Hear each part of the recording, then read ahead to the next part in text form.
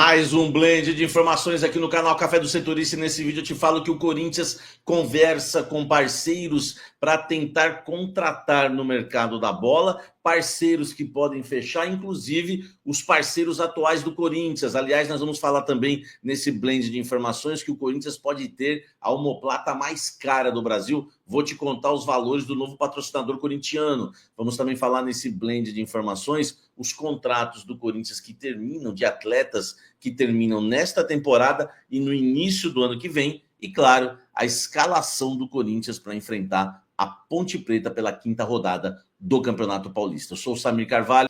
Vamos falar muito do Coringão e começar, claro, né, pelos contratos do Corinthians. Hoje o Globo Esporte soltou uma matéria fazendo um raio-x dos contratos do Corinthians, tá?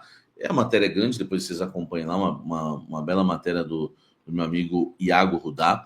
E você vai perceber aqui nessa matéria que o Corinthians tem alguns contratos, né, que já terminam no fim desta temporada. Aliás, dos 33 jogadores que iniciam, né, essa temporada com a camisa do Corinthians, quase 2/3, né, ou seja, 58%, possui vínculos com duração de pelo menos 2 anos, tá? São 14 os nomes que têm contrato até o final de 2026. 14 jogadores com contrato até o final de 2026. Apenas os atacantes Thales Magno, tá, e Giovani estão com situação indefinida. Então, só para você ter uma ideia, os contratos mais curtos do Corinthians.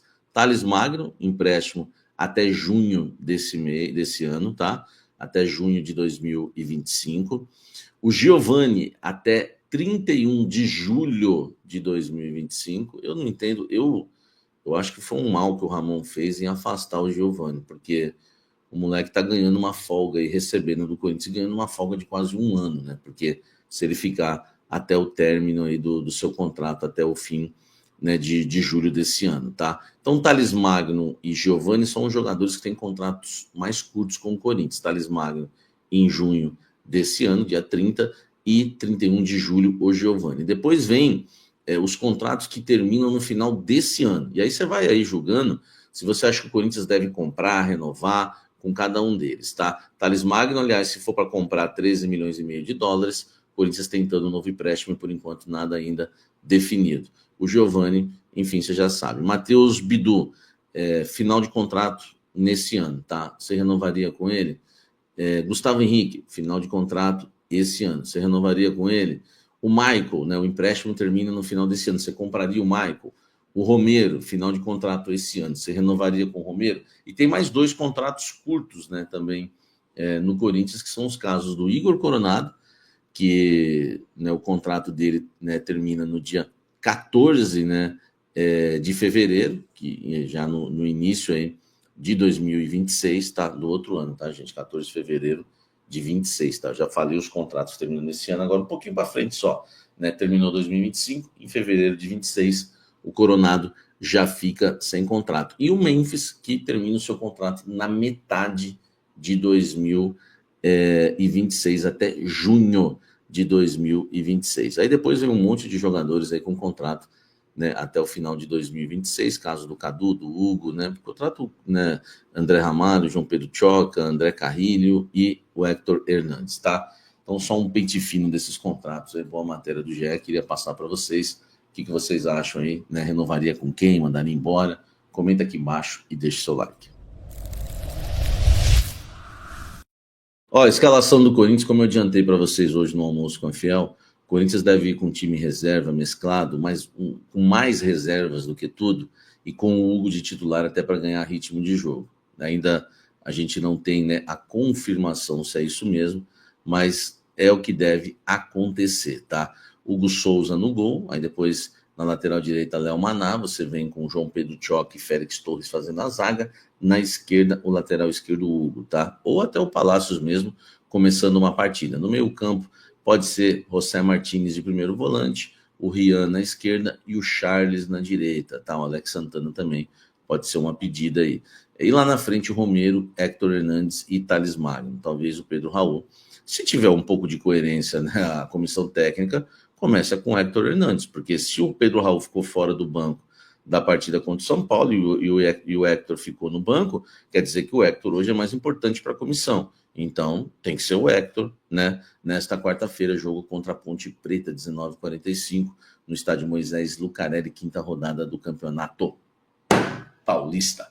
Comenta aqui embaixo o que você acha dessa escalação. Falando de din-din, porque o Corinthians precisa de grana, meu amigo, tá? A omoplata do Corinthians, vendida com a Viva, né? A Viva Timão, não vou falar o nome aqui para não, né? Às vezes tem problema aí em relação a engajamento, enfim, alcance. Então, olha só, a omoplata do Corinthians, que está com Viva Timão, ela vai render ao Corinthians 27 milhões de reais por ano, tá? É um valor muito bom para uma omoplata, tá? Para as omoplatas, até porque, se eu não me engano, né, a omoplata que paga melhor é o banco, né? Acho que é o banco que está aqui na omoplata do Flamengo, que paga ao Flamengo 25 milhões de reais por ano. Né? O Corinthians fechando, né, com a Viva Timão por 27, passaria a ter a omoplata mais cara do Brasil, tá? Bom negócio pro Corinthians, né? Ter mais um patrocinador, o Corinthians que perdeu 4 patrocinadores, né, na camisa, né, com espaço em branco, e agora vai recuperando aos poucos e fazendo aí um bom contrato, como fez agora com a Viva Timão, tá? Eu já vou engatilhar, porque tem a ver até com o que eu vou falar agora em relação a reforços, mas deixa o like aí, só para garantir o like. Olha só, o Corinthians vive um problema de dívidas, né? O Corinthians vive um problema financeiro. O Corinthians, por isso, não contratou ninguém nessa janela de transferência, porque não tem grana. Eu trouxe a informação ontem para vocês que o Ramon Dias pediu 3 jogadores, até 4, na verdade, se fosse possível.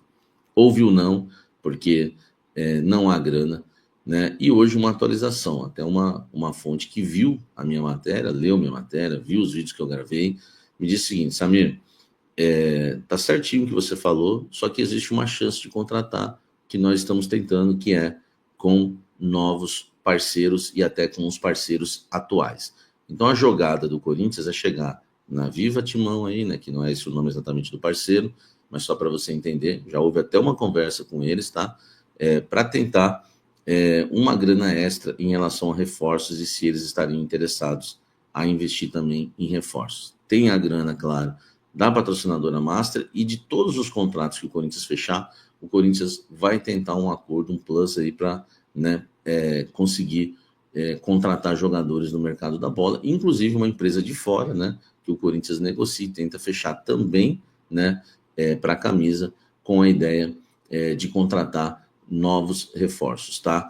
É bom a gente lembrar uma coisa, nem o Pogba está descartado. É claro que o Pogba não vai esperar o Corinthians para definir o seu futuro, mas uma fonte me garantiu hoje que, apesar da dívida do Corinthians e apesar dos problemas financeiros, se o Corinthians conseguir um novo parceiro, volta aí para cima do Paul Pogba, né, volante que está desempregado desde que rescindiu o contrato com a Juventus da Itália. Outra coisa que a gente precisa destacar é que essa fonte me disse também que o Corinthians hoje tem uma dívida, tá? Que aumentou a dívida do Corinthians na gestão do Augusto em cerca de 460 milhões de reais, tá? Em um ano de mandato do Augusto, a dívida aumentou em 460 milhões de reais. E o Augusto tirou o pé do freio nessa janela de transferências, porque até o final de fevereiro vão ser votadas as contas do Augusto, tá? Elas podem ser aprovadas ou reprovadas, dependendo do voto. Então, o Augusto, que está sendo acusado já pelo CORE, né, que abriu um processo de impeachment, né, por conta aí de gestão temerária, né, por conta aí de, né, da gestão podendo estar sendo prejudicial ao clube financeiramente, o Augusto deu uma segurada, né, colocou o pé no freio até as contas serem aprovadas. Então, depois da votação das contas aprovadas, o Corinthians deve dar uma acelerada a mais no mercado, mas o Augusto colocou o pé no freio em relação a isso, né, por conta de processos de impeachment e também de ter contas aprovadas ou não, tá? Porque já existe uma dívida grande e o Corinthians não pode ficar gastando mais, então ele deu uma segurada, mas o desejo realmente é contratar e depois talvez isso venha a acontecer. E se chegar novos parceiros e fechar e eles quiserem investir em reforços, aí sim o Corinthians já fecha antes mesmo da votação, da aprovação das contas, tá certo? Bem esclarecedor aí para você. Deixa o seu like, inscreva-se no canal.